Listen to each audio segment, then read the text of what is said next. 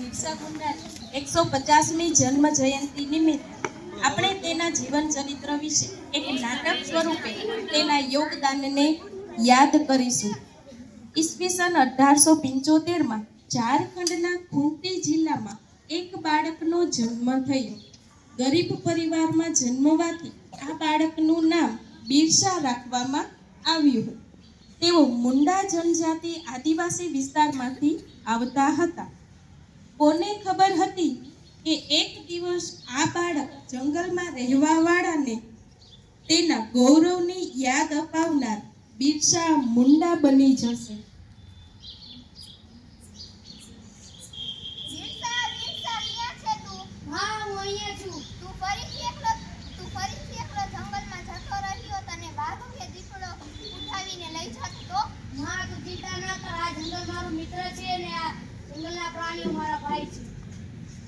બિરસા ભણવામાં હોશિયાર હતો એટલે તેનું એડમિશન મિશનરી સ્કૂલમાં લીધું, પરંતુ એડમિશન કરાવવા માટે તેનું હિન્દુ ધર્મમાંથી ઈસાઈ ધર્મમાં ધર્મ પરિવર્તન કરવામાં આવ્યું.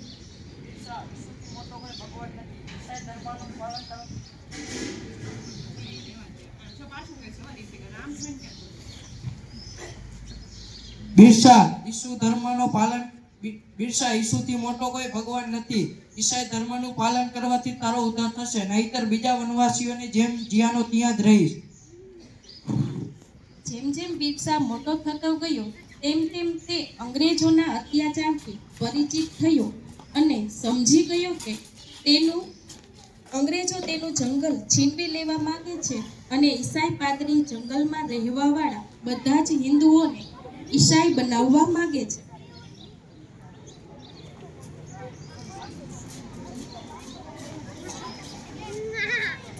તમારે મારી મદદ કરવી પડશે જેથી જંગલમાં રહેવાવાળા બધા ઈસાઈ બની જાય. આ બધું જોઈને બિરસાએ ઈસાઈ ધર્મને છોડી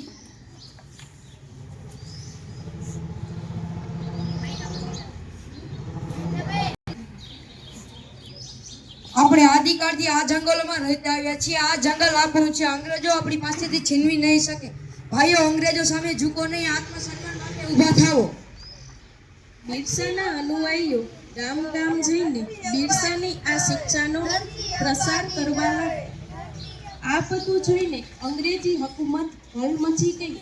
વનવાસીઓને ભડકાવવાના કેસમાં બિરસાને કારાવાસની સજા આપી, પરંતુ બિરસાનું આંદોલન બંધ થવાનું ન હતું. આદિવાસીઓએ અંગ્રેજોને લગામ આપવાનું બંધ કરી દીધું.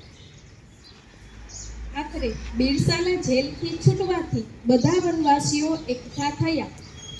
હવે સમય આવી ગયો છે આપણી જમીન અંગ્રેજો પાસેથી પાછી લઈશું અને એક નવા સતયુગનો પ્રારંભ થશે. આપણે આ ધરતીમાંના પુત્ર છીએ. અહીંયા આપણું જ રાજ ચાલશે.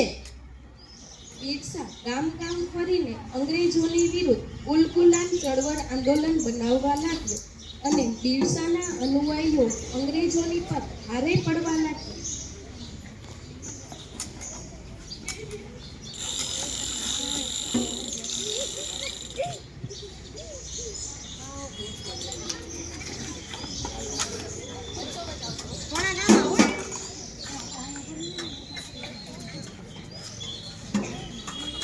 જે રીતે બિરસા આપણા વિસ્તારમાં હુમલો કરે છે તેનાથી તો ઈસાઈ ધર્મનો અહીંયા જ અંત થશે. તે બીજા વનવાસીઓને ઈસાઈ બનવા નહીં દે. હું બિરસાને પકડવા માટે તેની ઉપર ભારે ઇનામ રાખીશ. પછી જોઈ તે ભાગીને ક્યાં જાય છે. આ કેમ નહીં? ઇનામની લાલચમાં કોઈ પણ આદિવાસીએ બિરસાની સાથે દગો કર્યો નહીં અને તેઓ જંગલમાં અંગ્રેજોની સાથે લડત કરતા અને છુપાઈ જતા હતા. આખરે એક દિવસ બિરસાની ટુકડી જંગલમાં ખોરાક બનાવતી હતી અને તેની રસોઈના ધોરણથી તેનું ઠેકાણું પકડાઈ ગયું. વનવાસી સરદાર સહિત બધા જ પકડાઈ ગયા અને બિરસાને સખત કારાગારમાં મોકલી દેવામાં આવ્યો. બિરસાને લોખંડની બેડી પહેરાવવામાં આવી અને નાની કાળી કોઠરીમાં બંધ કરવામાં આવ્યો. અંગ્રેજોએ તેના જમવામાં ઝેર ભેળવીને તેને મારી નાખવામાં આવ્યો અને દુનિયાને એ બતાવ્યું કે તે કોલેરા રોગથી મરી ગયો છે.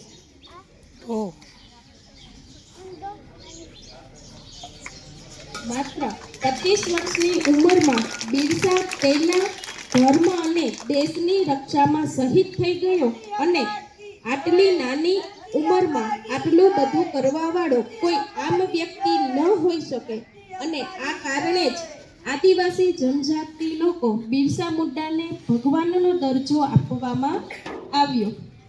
વાહ, જોરદાર હો.